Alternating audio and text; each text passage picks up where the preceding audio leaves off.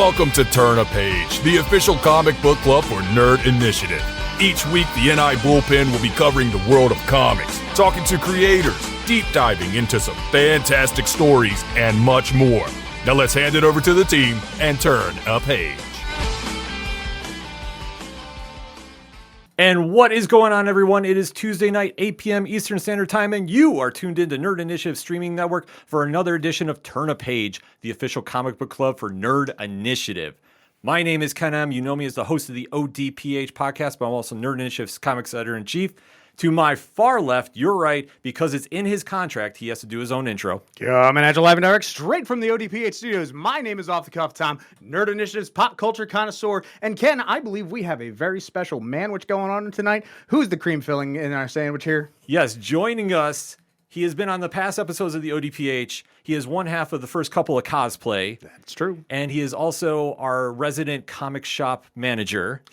I've spent so much money because of this man. Yeah, seriously, the amount of debt we're in is immeasurable, but it is all well worth it. Please give a warm welcome to the one and only Just Incredible Cosplay. Hi guys, great to be here. Thanks for inviting me. Oh, absolutely. And we had to bring him on because there is one book that, first and foremost, we are all major fans of here at Nerd Initiative. Yes. And Justin has been campaigning about this book online, and rightfully so, because it's one of the most fantastic storytelling re-envisions of a character that you're going to find. It has drama, it has love, it has action, it has suspense. It has everything that you're looking for in a comic, with one of the best creative teams behind it, with Kieran Tormey, Matt Herms, and the most underrated letterer in the game right now. Oh my God. Lucas Gattoni. Amazing work. We have to give him his flowers for that. So many. And we are fortunate enough to have the writer of this book on the show. You know his work from such projects as Masters of the Universe Revelations on Netflix, Batman The Long Halloween from WB Animation, Teen Titans Academy, and Flashpoint Beyond from DC Comics, but most importantly, from Alan Scott, the Green Lantern. Please give a warm welcome to the one and only Tim Sheridan. Tim, what is going on? Tim Sheridan! Yeah! Oh my God, I think that sounded real. Hi. Thank you so much for having me on. You guys have been. Thank you so much. Your kindness is overwhelming. Really appreciate it. Oh no, absolutely. I mean, first and foremost, your work speaks for itself. Alan Scott, the Green Lantern, is one of the best comics out, period, right now. And if nobody's checking it out for whatever reason yet, by the end of the show, trust me, you're going to be clamoring down the dates for March 25th when issue 5 comes out, but you're going to be running to the LCS to go get the back issues of this series. And so let's start off. I mean, first, find them. Oh my gosh. Yeah, if you can find them, because Justin actually has a little story behind that. Oh, it's true. All right, well, we'll get we are as of today, I think we only have like 4 issues left on the shelf out of the 4 that have come out. And I mean, like, there's just like issue 2 and 3, and that's it. There are no issue 1s, there are no issue 4s. It's just all just. It's so bittersweet. Right. It's so bittersweet. It's nice to know people are picking them up. I mean, it's great for retailers. It's great for the book. But, you know, we all want this story to be in as many hands as possible. And so, you know, hopefully there's a trade in our future. Oh yeah. Let's put it out in the universe. Let's manifest it. Let's use our will. Let's get it out if there. People keep buying like they've been buying the other ones, then yes. No, I mean, they should be, because honestly, the story speaks for itself. So why don't we get into it? I mean, how did this whole story come about? Well, there's 2 things. Well, it's kind of the same answer. Like how did the book come about, and how did the story come about? You know, I had never met the man before, but I worked with. By the way, apologies to everyone. I'm getting over a cold. That's why my voice sounds so sultry. Why I sound like Kathleen Turner right now. I've got a cough drop in as well. I'm not trying to be rude, but I just want to hack my way through this. I was working on a book with Jeff Johns, a man who I had never met or worked with. We know that guy. On a book called Flashpoint Beyond, and I fell head over heels in talent love with him, and we had a wonderful experience with him and Jeremy Adams, and they are working on that book, and on our editorial team as well, with Marquise Draper and Andrew Marino, and this story spins out of all of the 3 new Golden Age titles: the Jay Garrick book, the Wesley Dodds book, and Alan Scott, as well as we saw Stargirl and stuff in the JSA, is all kind of connected to the story we were sort of telling in the background of Flashpoint Beyond, that sort of came to the forefront at the end of that series. And but we really didn't know if there were going to be any new Golden Age books, if it was really going to take off, if it was going to happen. And some time passed, and then I got a call from Jeff one day saying, "I think we're going to move ahead and do these new Golden Age titles, and I really would love to talk to you about what and see if you think you have a story in mind for reintroducing Alan Scott, through the lens that we now see him through in the modern age." Alan Scott came out of the closet several years ago in continuity, but we hadn't seen any stories that really dealt with it. Well, 11 or 12 years ago on Earth 2, but then in main continuity, just like in Infinite Frontier, I think, a few years ago. That was a really, really good scene too, because that was just heartbreaking. Because it was Alan Scott coming out to his kids, who was like historically the first openly gay character in DC, and I just love that line where it's just like, "Is it this hard every time?" And he's like, "Nah, man, only the first time, Dad." And that was right here. Yeah, it was beautiful, but it was so good that I think it made everybody feel like, oh, well, okay, well, what's the story? Like, tell me more. I want to know more about what happened. What has Alan's life been like? Where is it going? And so that kind of sat for a little while before that call from Jeff, and we started kicking it around, and I said, I wasn't sure at first. I said, I don't know if I really have a story to tell, and I think the more I sat with it, and the more we talked about it, the more started coming, to the forefront in my mind. One of the things that opened up the door in a big way was when Jeff said, what if he had like a classic, a Golden Age villain that we never met in the comics, the Red Lantern, and we said, oh yeah. What if he's the Red Lantern because he's the Soviet Union's answer to the Green Lantern? And in the way that Alan Scott, the Green Lantern, is disconnected from the Green Lantern Corps, this Red Lantern is disconnected from the Red Lanterns that we know in comics continuity. So once we and then the next thing, and spoilers for folks who haven't picked up the book yet, close your ears now, but and stay away from all socials. But the next thing that I said was, knowing it's Alan Scott and knowing his history, his romantic history in continuity, it would be beautifully tragic if his relationship to this villain, this nemesis, the Red Lantern, was more than that of a hero and a villain, but actually had a romantic history or component to it as well. In the way that perhaps Batman and Catwoman have a history that is greater than just being a hero and a villain, or how, if you want to even call them that. It's so complicated with those two. But once I clicked in on that, I said, okay, I think I kind of know where we're going, and then I got to work on putting together a story that, like I said, reintroduces Alan Scott.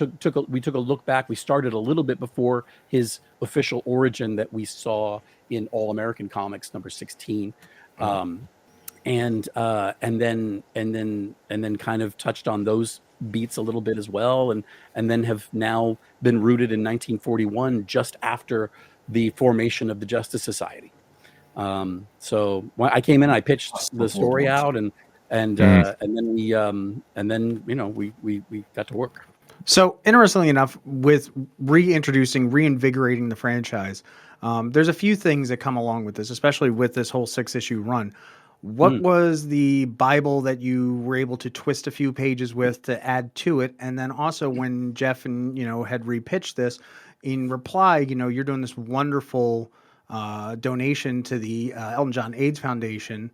How is it? Was that part of the pitch for you to do this run? Like, there's a little bit of that stuff that I maybe not got the whole memo on. So can you put it on a little post-it note and see what we got? Yeah. So for me, in terms of, I think I understand the first part of your question, but correct me if I've gone off track here. But in terms Perfectly of fine. We're live. in terms of the sort of Bible, the world that I was working with when conceiving of the story, I created a pitch for an outline for the 6 issues, and broke down the story that way. And and by the way, it was 20 pounds of story in a 5-pound sack. Yes. And it was I was like, I said, there's no way I can possibly do this in 6 issues. And then when I started, they were like, oh, by the way, it's also only 20 pages an issue. I said, what? Whoa. Is only 20 to start? Yeah, it's the difference between 20 pages and 22 pages for a comic book writer. J.M. DeMatteis was just saying this online a couple of days ago. I heard Tom King say the same thing last year at some point. The difference between 20 and 22 is unreal for a comic book writer. People have no idea. So it presents challenges. But so what I was working with, what I came in with was, I said the glory of what we're doing with the new Golden Age is that we're revisiting these characters at a particular point in continuity and in canon. And though we know an awful lot about Alan Scott, some of it conflicting with some of the stuff we thought we knew over the many, many decades that we've enjoyed him in at DC. In the beginning, it was much more simple. His story was very straightforward and very simple. So my instinct was to stick as close as we could to the Golden Age, to the very early origins of the character, which a lot of readers today are not familiar with, which presented challenges, sort of reintroducing some information that folks are not necessarily up on, in terms of his power set and how weird it is, and how he came to be. Some of the characters you meet in our book are characters from the original origin story that maybe only had a page or not even a couple of panels. And so we've kind of fleshed them out a little bit and given them more dimension. So for me, that was the major guidepost. Now, having said that, there's a lot that's happened with the character, including the fact that he came out of the closet a few years ago, that you can't ignore. So I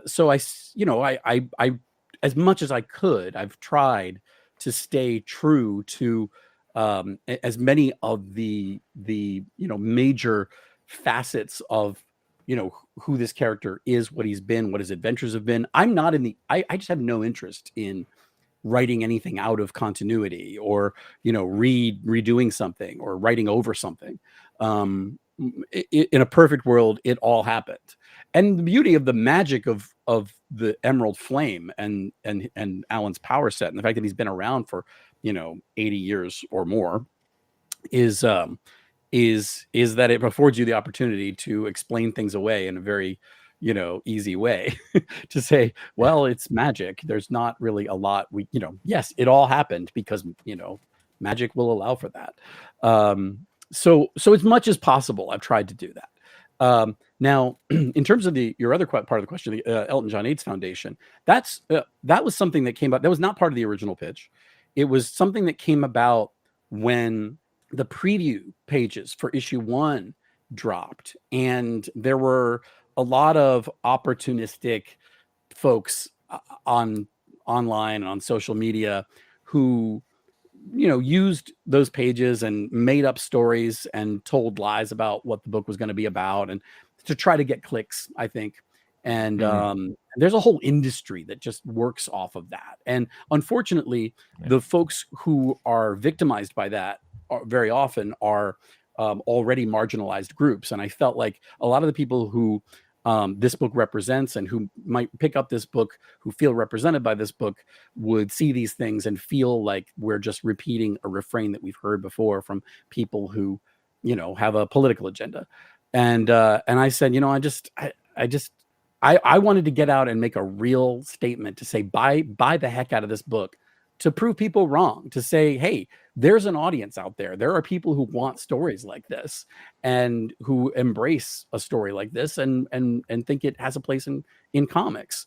And but I felt that if I'm going to go out there and say buy this book, that if I'm collecting royalties off of every issue that's sold, then it's easily sort of written off as, well, this guy just wants Right. to line his pockets, and that's just not why I'm here. So so I said, look, I'm just going to give away every cent I make in royalties off of these 6 issues to my charity of choice, which happens to be and has always been the Elton John AIDS Foundation, which I just think is a great organization that's provided palliative care and has set an incredible vision for the end of HIV/AIDS, and has for a long time, and worked really hard for a long time to see that happen.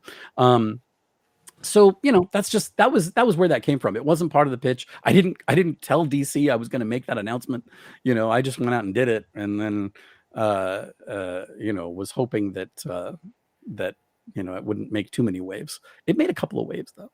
So I actually really love that because just on a personal note, my uncle David passed away from AIDS when I was about 10 in 1995. Yeah, sorry. And he's also the reason why I'm into comics. He left me his entire collection, and I read them back and forth, and it's just really kind of led me in the direction of where I am now, selling comics at your LCS. And I guess really my question is, so Alan Scott's roommate at Arkham Asylum, Billy, the drag queen, who unfortunately gets removed from herself, for lack of a better word. I was wondering, was there someone in your life that inspired that both tragic but also very inspirational aspect of the story? Well, first of all, I'm very sorry to hear about your uncle, but what a wonderful legacy to have left in you, and that comic book collection, and look where you are today. I'm very happy that you actually told me that story, because it really ties into the answer to your question. I think Honestly, I really wish legacy. you had a chance to read it. I'm sorry. Say again. Really, really wish you had a chance to read your story. Oh, yeah. Legacy. Well, he lives in you. Legacy is a big part of this book, although we haven't gone into great detail on that yet, and I don't want to spoil anything. But legacy is an important part of it, and the legacy that your uncle left and leaves behind, not just for you, but for people like me. I believe you said he passed away in 1995. That was the year that I came out of the closet, and in a place and a time when it was not safe, really, to do that. Yeah. And I wish I could say that it was better today. And in some places it is, and in some ways it is, but we still have a long way to go. And also, I can't say that Alan Scott in his time wouldn't have had it even worse. But there were certain truths that were passed down from the generations before me, to me and to, my peers, that are present, that are part of this story, that are things that are important for everyone to know. It's not a lesson, it's not a textbook, but I think that stories and storytelling are so important because it's how we connect with each other.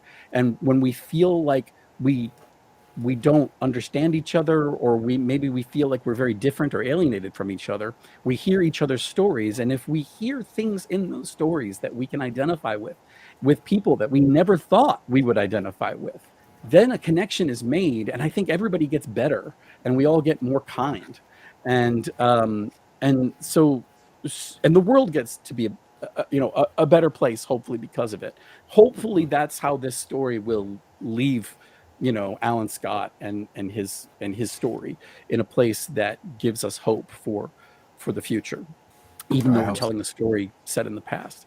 But in terms of specific people that have passed on that legacy, in terms of Billy in particular, Billy, who, by the way, I'm glad you said drag queen, only because it's left completely vague in the book how Billy would identify today. Right. Billy may be a drag queen. Billy may be trans. Billy may be a gay man who's cross-dressing and experimenting with things. I mean, there are all kinds of different answers to Billy's identity in the story. And I think it's important to, because I don't think it's very important what the details are unless Billy wants to share them with you.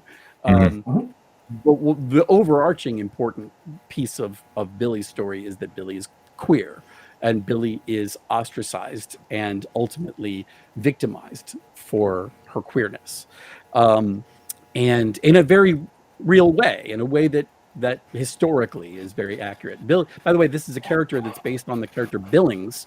Mr. Billings was in the origin story, who was the one who created the Green Lantern power battery, and Wow. was an inmate in an insane asylum.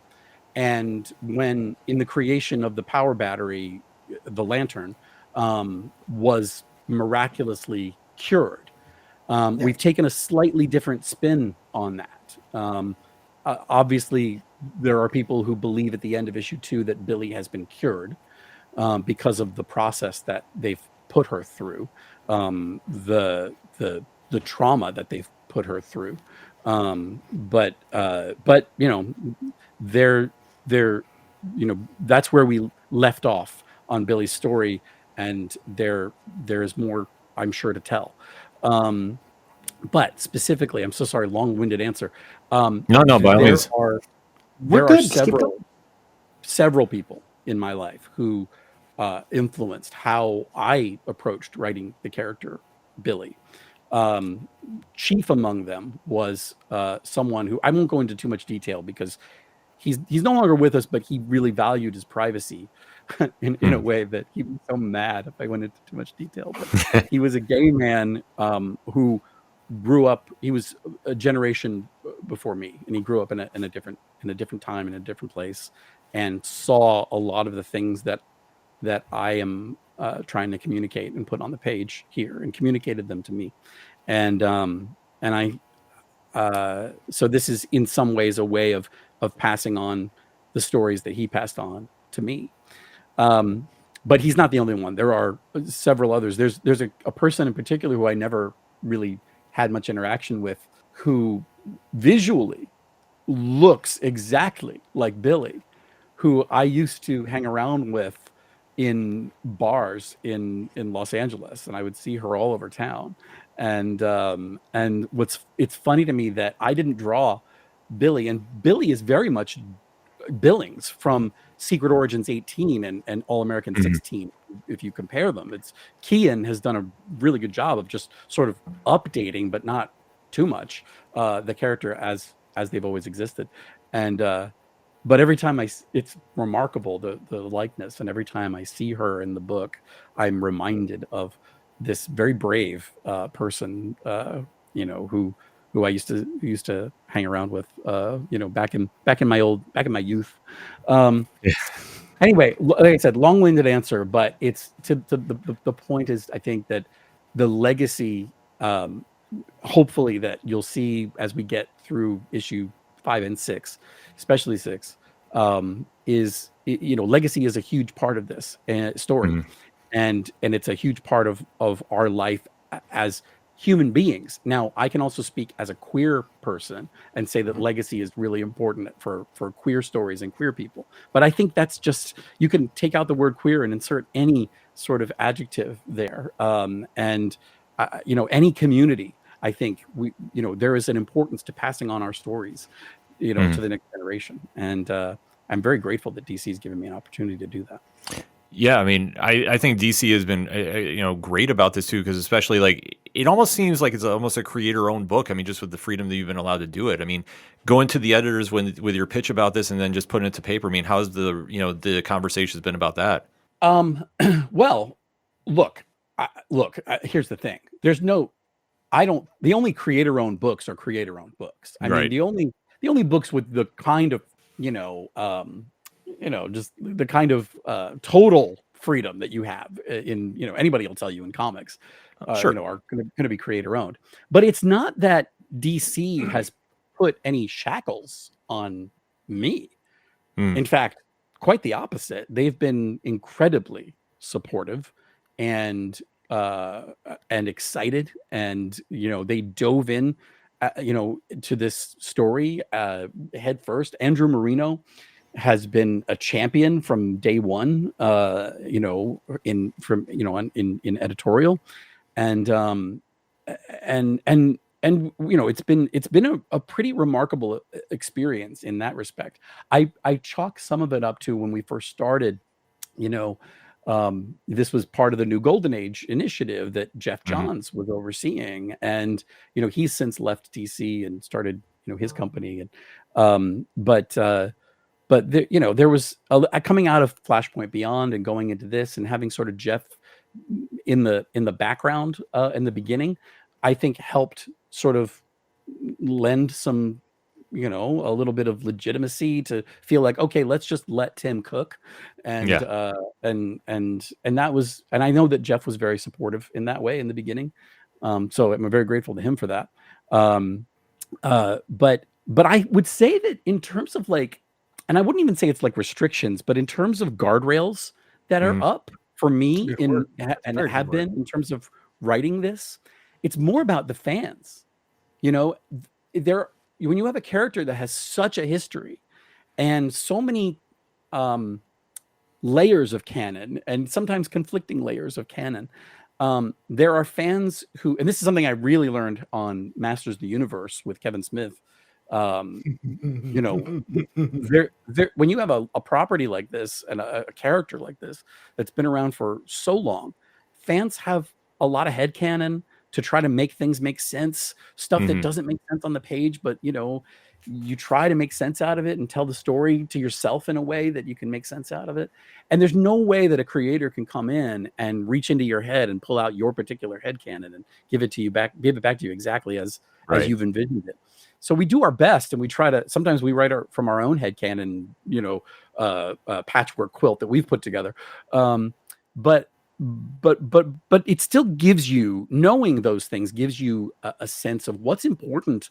What is important to fans about the character are the things that are important about the character. Otherwise, we're shouting into empty rooms, I think. And so, so listening to fans and the stuff that they've been most concerned about. I got to tell you, there have been so many people who I see on the internet who either rush to judgment about Alan Scott, or did when he first came out of the closet, about what this meant for Jade and Obsidian, and and a lot of people have come to the conclusion that Jade and Obsidian can't possibly exist if Alan Scott was gay, and I felt like it's important. He came out to them. Yeah, it's right there. I try to remind people, he came out to them. They exist. They're here. But he, but look, it's not a mean-spirited question. There's a lot of people who just don't understand. Their life experience is different than mine, or maybe yours, and that's not something that they understand. Is the fact that somebody in the 40s could be in the closet, living a gay lifestyle, perhaps, or a gay life, and still presenting as straight, or living a life that is straight, marrying, and and even fathering children, and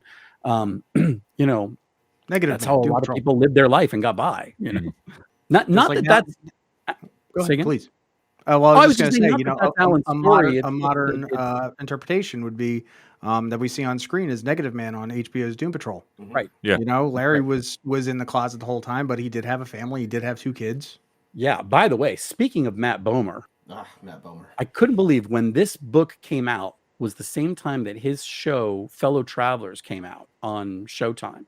And it's so similar thematically in terms of a closeted gay man with a certain level of power, in this case, it was in the government, engaging in an illicit love affair with another man. And that's what that story is. And I just was blown away by that. I had to stop watching it because I didn't want to be influenced by how great it was. But I've gone back since I finished the book and watched the show.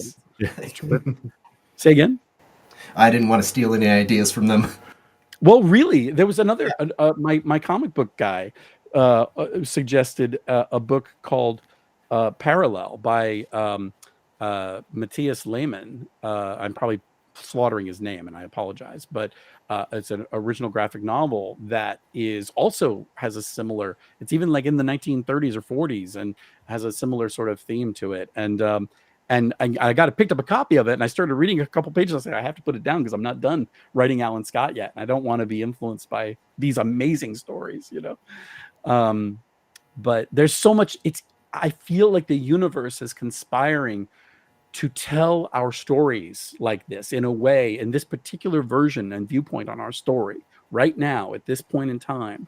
And it feels like we're in the middle of the tempest right now. And so it's, just a great privilege to get to tell Alan's story, which is the story of so many people, people like him. Now, what's interesting, you're also talking about the history of everything and the fact that you're placing this, right around 1941. So we, you definitely saw the, hello, I'm Red Lantern. I was getting the very hard red Soviet vibe, he's have the Bush for dinner. Considering everything that's also going on. Vladimir Soko. Exactly. What was that like for you writing these characters, especially considering today's climate, especially with what's going on in Eastern Europe? Like, was there any trepidations about that? No, it's interesting that the climate for early 1941, from my viewpoint, is not all that different from the climate today in terms of the United States and the Soviet Union versus today, the United States and Russia. Although I would say even in 1941, we were more, I think there was a little bit more, there was less trepidation in the early 1940s. It was post World War II. And I think when the Red Scare really, happened, and when all of the anti-communist fervor was whipped up in this country. But I think there was a little bit less like you do. There was a little bit more, I think, you do your thing, we'll do our thing back then. Somewhat today, it's been a little bit of that until the Ukraine invasion. I think that it's been a little bit you do your thing, we'll do our thing. So it's not a totally dissimilar feeling, I think, between the two nations today versus then. So in some ways that's very liberating. But whenever you're writing anything with historical context, it's very important to me to try to get as much right as we can get right, not just in terms of the details and the minutia of the costumes and the setting and but the attitudes and the feelings of the time. And there was potentially growing animosity and ambition, with Stalin and with his regime, that was happening sort of under the surface that everyday Americans weren't really aware of at the time. We were more focused at that point on what was happening in Germany and in Europe, and that's why at the end of 1941 is when we entered World War II, and so this is this story takes place right before that, and that there are great geopolitical, and you'll see this in issue 5. There are great geopolitical doings a transpiring, for lack of a better term. There are things happening in the world, and those things are coming to our shore, and it is becoming undeniable that America is going to have to get involved in some way, and not just America, but our greatest heroes, the JSA. And so look forward to that in issue 5. And that will continue into issue 6. And in many ways setting the stage for, I think, what really happened historically, not just in the world, but in the canon of DC, where we saw the JSA go to war. Yeah, because I mean that's such an impactful moment too. Because I mean, when the JSA kicks everything off, and we have seen a lot of the JSA members come through here, especially the early stages of Jay Garrick and the Spectre too. I mean, when you were kind of going in the stories, were you picking and choosing who you wanted to bring in for this, and how has that impacted Alan's story? I mean, a little bit. Like like I said, nobody put any restrictions on me, or asked me for anything. There was there was originally, I think the part of the Spectre originally in issue 3, which I think was actually in issue 2 would have been in issue 2 in the earliest version of the story. Those 2 extra pages, really, you had to push it back. yeah, right. No, we actually made some big changes to issue 1, which were necessary, that came as a suggestion from Andrew and Marquise in editorial, and they were great suggestions.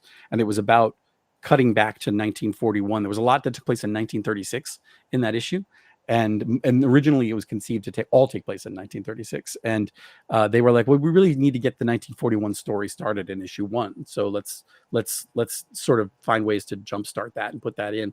And I think that was right. And so it ended up sort of, that's good editing, by the way. But that's what led to sort of issue 3 becoming the issue with the Spectre and the investigation into the murders. Originally, that was going to be Jay Garrick, who was accompanying Alan on that investigation.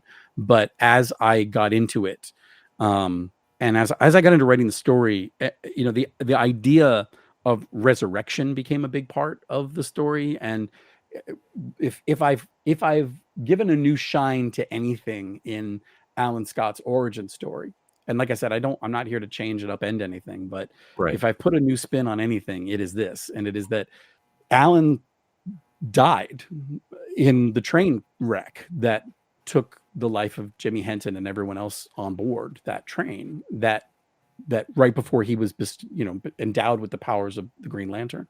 The Emerald Flame resurrected him in the same way that the Crimson Flame resurrected, Johnny Ladd, aka Vladimir Sokov. And so once resurrection kind of came into the equation for me, I thought that the Spectre would be a really good messenger, a really good deliverer of the message to Alan. Not only then as somebody who can identify with being someone who lived a life, lost his life, and is back to do something else, but also as sort of, as God's hand of vengeance. In many ways, he stands in as the voice of DC's version of God in this story, and so it's sort of whatever that means, and you can see it in issue 3 what that means for these characters, at least. Right. But even in that, I didn't want to stray too far from what we know about the Spectre. Now, there's a lot of folks who were upset, and they said, well, there was an issue of the Spectre in the 90s where he was shown to be homophobic. And, I think that's actually pretty fair. There was an issue in which we dealt with the topic of homophobia as it was experienced, by the Spectre and by Jim Corrigan. And, he had a lot of questions about it. And the answers he got from the divine, continuum were, was that's basically not your business. Like, that's not what we're here for. You're here to take care of the murderers and the thieves. Like, the people who are going about their lives and loving however they love is not our concern. It's kind of the message that ultimately he had to learn, the lesson he had to learn in that issue. I think you just see in our issue 3, you see a Spectre who is new on the job. Maybe it's like, when you're new on the job and you read that manual right when you started your job, and you're really good about knowing all the pieces of your job and what you're supposed to do and how you're supposed to do it. Right. He's pretty solid about that message. In 50 years' time, in the 90s, he will have lost sight of that, perhaps. Going through various crises and what have you, things might be a little bit different, and that maybe that explains the Ostrander issue, in which he is trying to figure that out again. But it's still part of the original message of the Ostrander book, I believe. So we're true to the spirit of the whole thing. And if you're going to be true to anything with the Spectre, it should be the spirit. What's funny is every time I read Spectre, do you know who I hear in my head? Alan Rickman from Dogma. Yeah. Yeah, I just think he just comes off that perfectly dry to do that character. Yeah. Yeah. So That's that's interesting. just me in my head. I also got obsessed with the idea that Spectre would be funny. And like I think figured because he literally just died and Right. became Spectre in continuity. Like this would have He's got all in these 19, emotions. early 19. Say again. He's got all these emotions he's still working through. Yeah, I mean, why not? I don't know if you guys, I don't know if you know anything about Doctor Who, but there's like whenever Oh, the yeah. whenever the Doctor regenerates, there's this great period of time, and sometimes it only lasts a minute, sometimes it lasts an episode or more, where he's not quite done cooking yet. Like he doesn't really know who he is. He was one guy, now he's another person, and he's trying to figure it out. And that lends to a lot of fun and comedy, and it's really interesting. Fish fingers and custard. Fish fingers and custard. That's right. I felt like that should be where the Spectre is right now. He has a line about that. He says, "Look, I didn't." He says one thing. And he says, "I'm sorry, I didn't mean that to come out as funny, but I guess it did." And he says, He says something like, "I only recently died and became an agent of the Almighty." You know, you're not the only one having an identity crisis, Alan Scott. I just thought that was kind of fun. I thought it's the only time we're going to be able to have fun with the Spectre like that, because we know that he's not much fun later on. So why not take advantage of it and strike while the iron's hot? No. Go ahead. No, by all means, because like I say, that's one of the dynamics too. Like I say, for issue 3, that stood out to me is seeing that kind of just back and forth between Alan Scott and the Spectre too. Because obviously, when we see him now in later times, just how they interact. Like I think that's just another fun aspect of this book.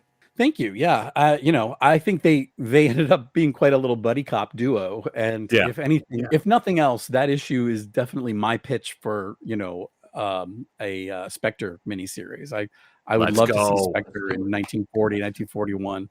I'd like to go back and redo his little origin vignette. Wow, and what a great segue to my question. Oh, all right. Well, since we're working in the golden age, who's somebody you would definitely like to bring out, from the mothballs, or someone that needs their new time to shine? Aside from Spectre. Besides the Spectre. I mean, first of all, Spectre is probably number one on my list. But otherwise, I don't know. Maybe Golden Age Blue Beetle, but someone call Josh. Call Josh Trujillo. Yeah, we'll put it all together. Dan, Josh, Ted, everybody.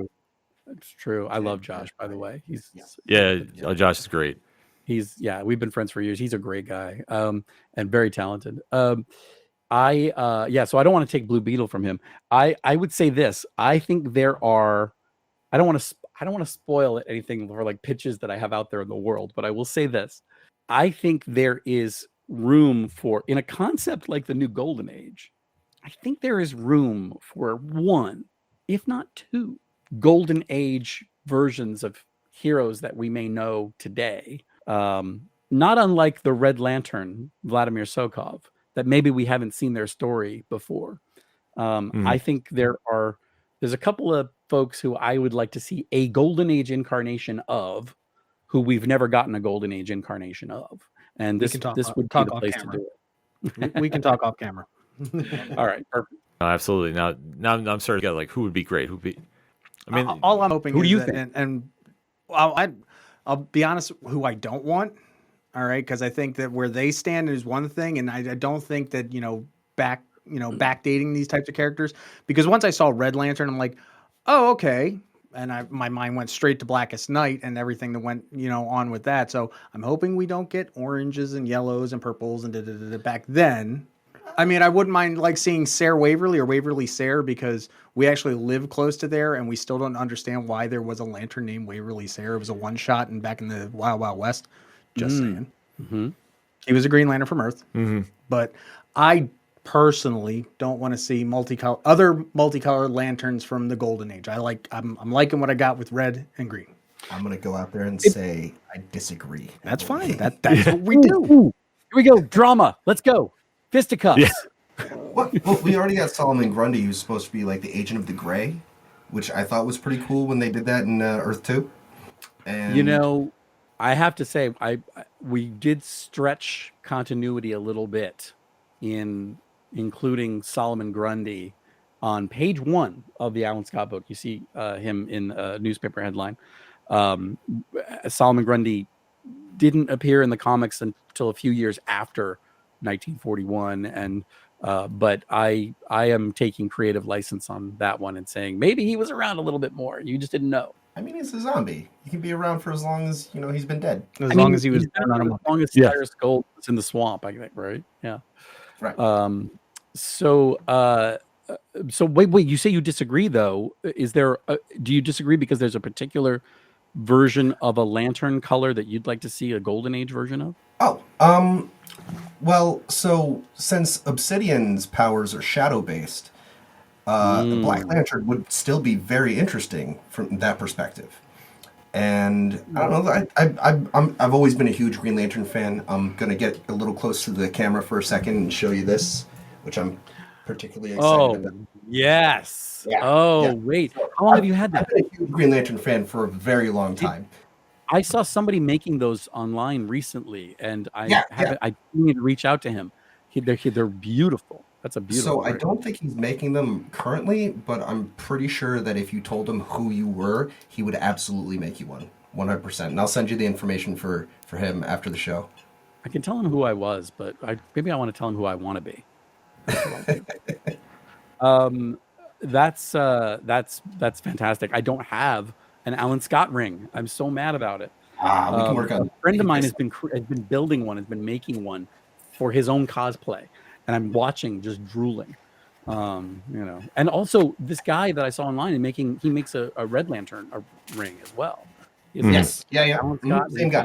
So, you can actually do it in any color you want. It's just those were the two big ones because obviously the Green Lantern, huge, and then when you announced or when it was announced that there would be a Red Lantern in was it? But Frontier? Tom, I have to say it's.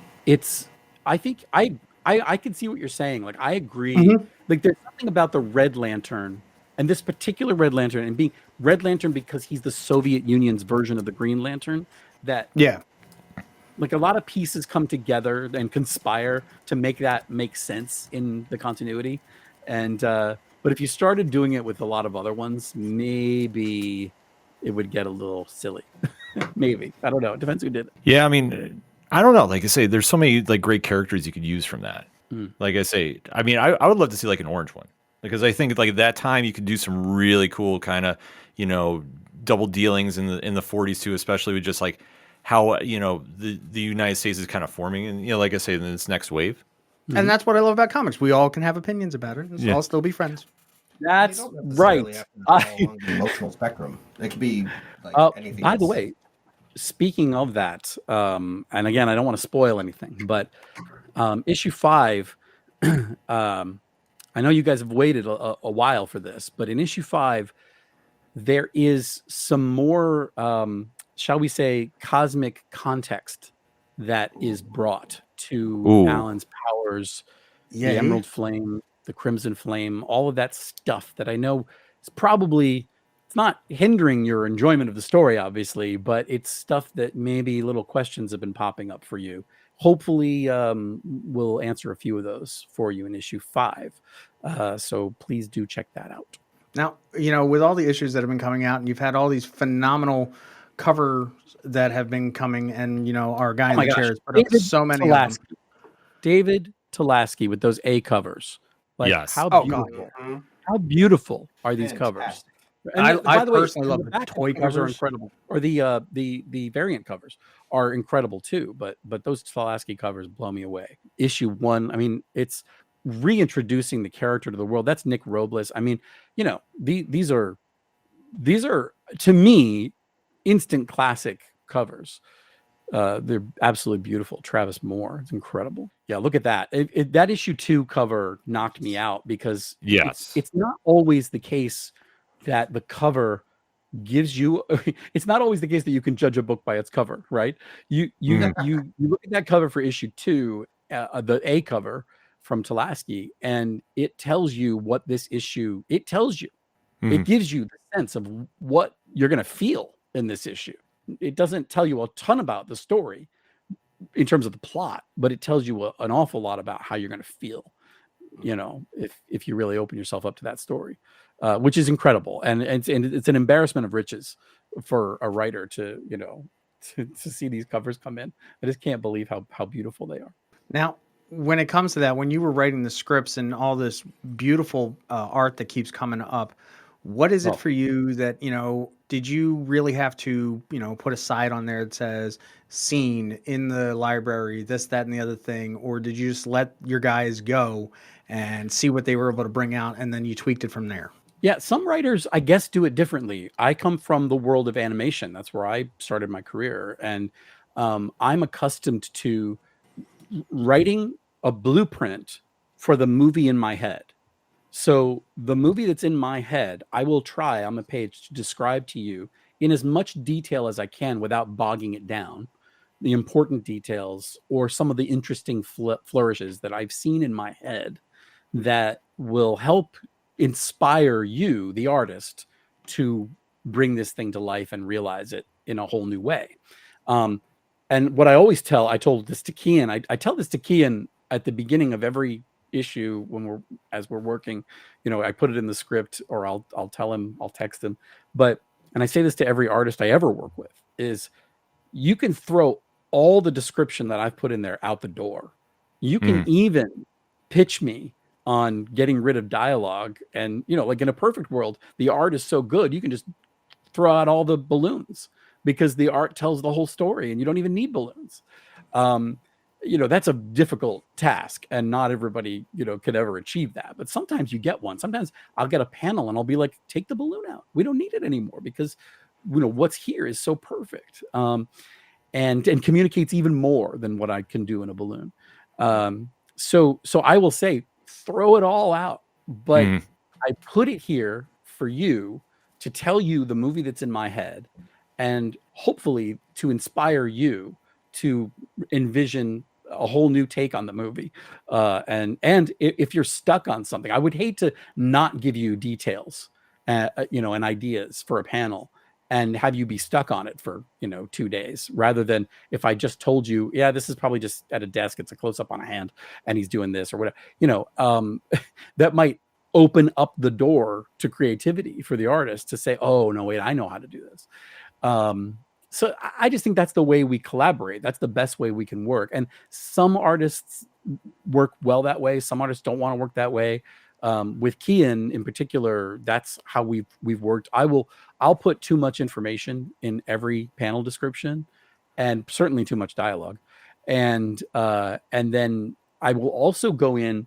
We found early on this really helped. I will go in and highlight like really specific stuff that I think, regardless of all the other stuff I've put in here, all the detail, these are the things that we definitely want to take away from this panel. And so I'll highlight those in addition to, having written it all, just to give him a guide to say, I can throw it all out, but we do want to remember that this is going to come up on page 10 later on. So we don't want to lose this thing completely because we need to reference it later or something like that. So it's actually been quite fluid and really a great relationship. I don't know how to write otherwise. I don't know how. I know other writers work differently. I mean, one of my best friends is Jeremy Adams, and sometimes he gets really detailed in the panel description, and sometimes he will be, he's just getting to the next thing, and he also trusts the artist to be able to just to do it on their own. It's not that I don't trust the artist; it's that I don't trust myself to not say anything and then know that I've communicated in dialogue or in other ways in the story what ought to be there in the panel. So I, that's the way I write. I think there's a lot of people who write like that. We put the blueprint together. If I could, I offer this to artists too when I work with them, which is the way Alan Burnett is a legendary writer and producer from animation, who's one of my mentors. And he you know him from Batman the Animated Series, and he's been writing with Paul Dini, Adventures Continue comics that have been very popular.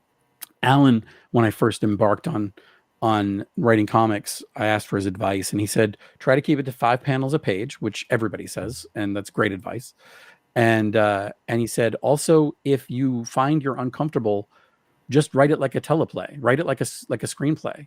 write it the way you would write a TV episode, and deliver that, and the artist will then interpret that in a way that they will break out panels and pages and figure out how to make it work.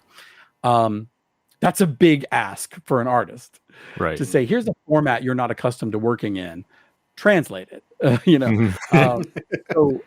So I've never done that, but I've always offered it to every artist to say, look, if you would feel, I don't know if you've ever worked that way, or if you would feel that that's something you want to try.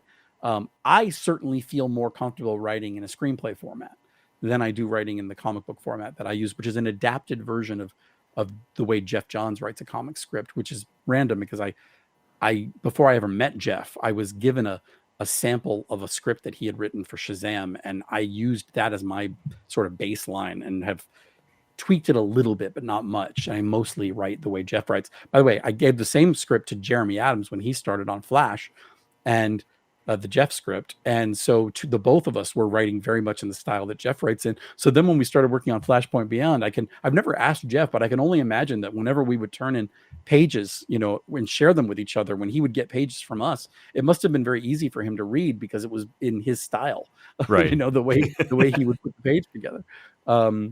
Because some people just don't do that. But anyway, I always offer it. No artist has yet taken me up on, write a screenplay and I'll translate it into comic book pages.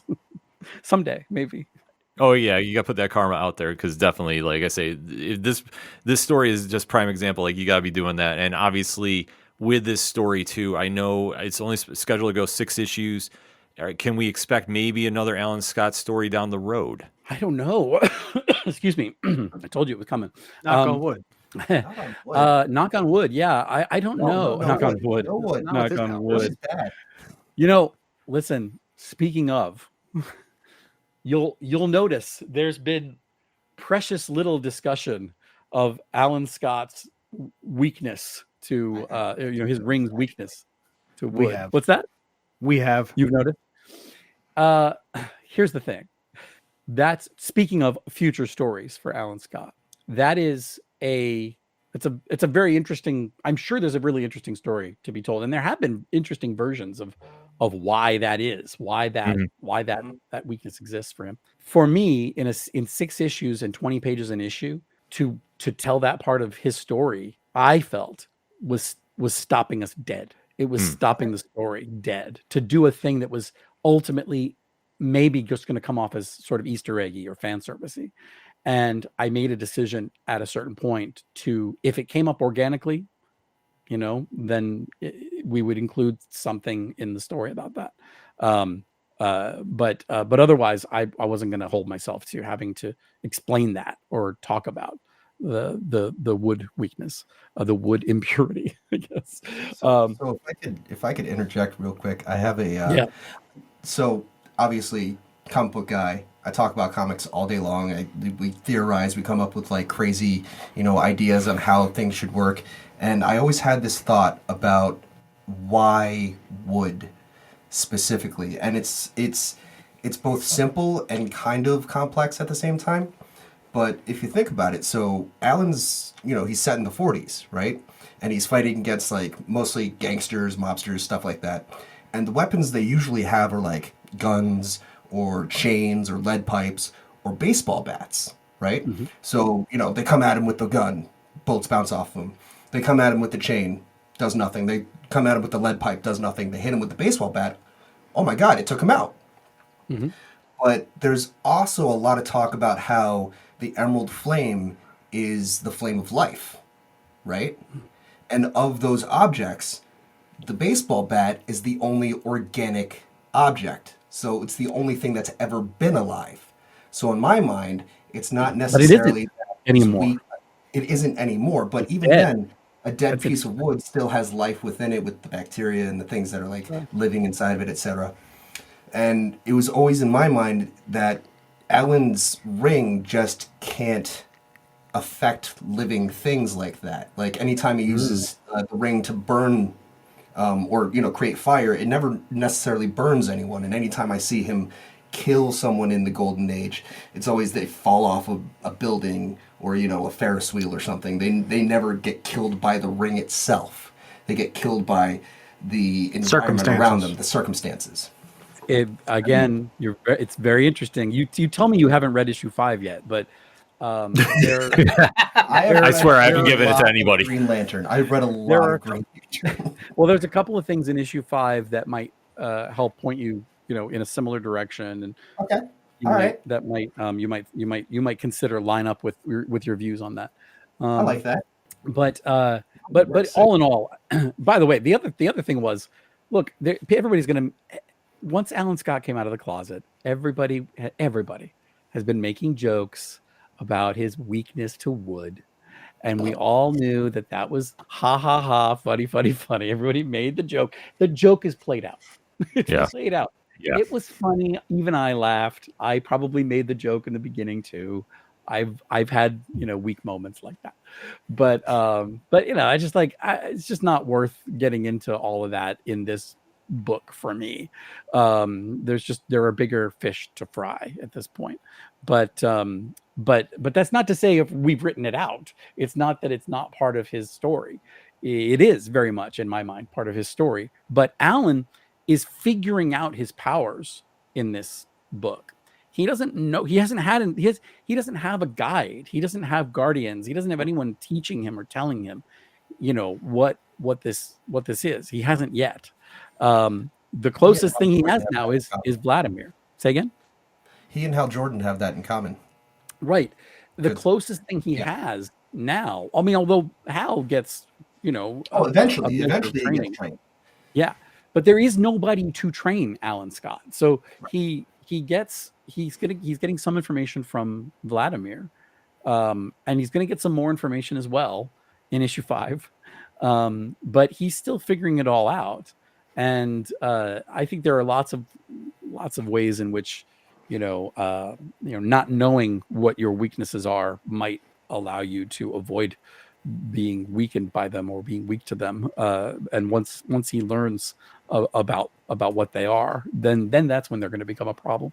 But that's for another story for another day, which, by the way, just bring it all the way back around, was ultimately, I think, where this question started, which is future stories and incarnations for this version of Alan Scott and this character. And, and I say this version, but I mean, this is the version in 1941. This is the Alan Scott of main continuity. It's just, we're seeing him as a young man. And I think what I want to do is leave the toys in a place when I'm done playing with them, where somebody else can come in and pick them up and tell some of these stories and tell more of these stories. I certainly have other stories I'd like to tell.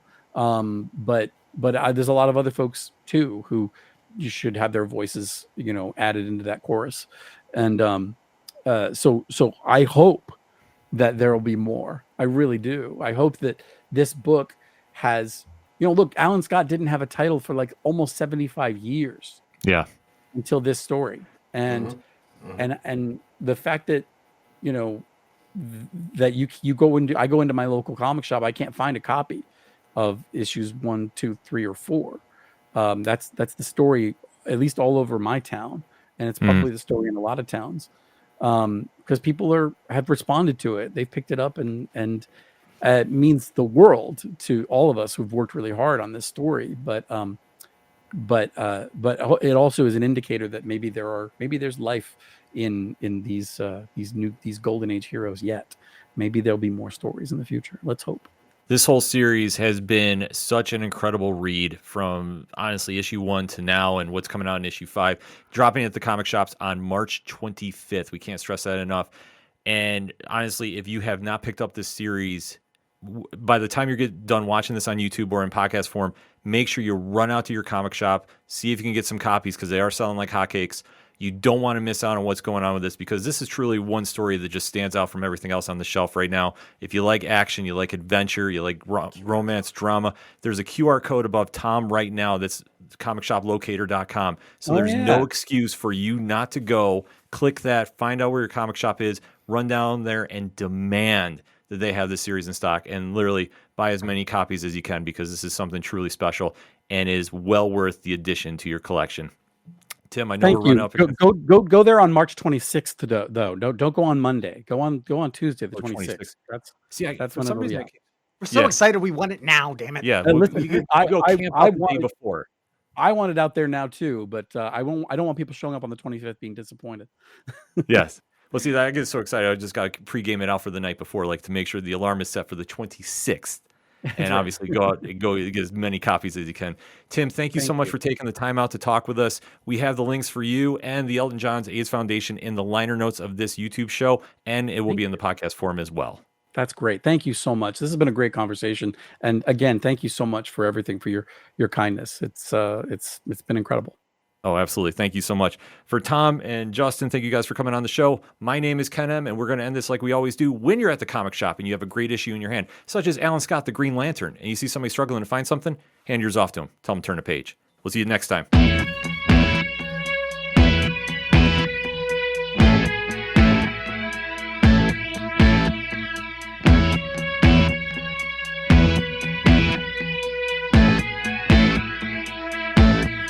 It's such waste of time, swiping left and swiping right on people you could know. 'Cause anyone who's worth a damn be worth way more than a picture could ever show. You could find the right light, find the right angle, and never find your soul. And it can feel like a losing battle, and this plot is full of holes. This modern way of finding love just makes me feel so alone. And I can't be the only one sick of staring at my phone. So look up, talk to me, a better way to spend our energy. Just look up, talk to me. We don't have to float alone on the open sea. Don't know that I believe in the old time fable. Everyone has just one true love. All I know is you're across this table, and you're all I'm thinking of. So look up, talk to me, a better way to spend our energy. Just look up, talk to me. We don't have to float alone on the open sea.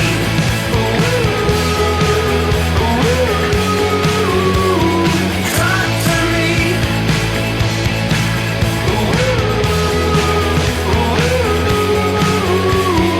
Talk to me. It's such waste of time, swiping left and swiping right on people you could know.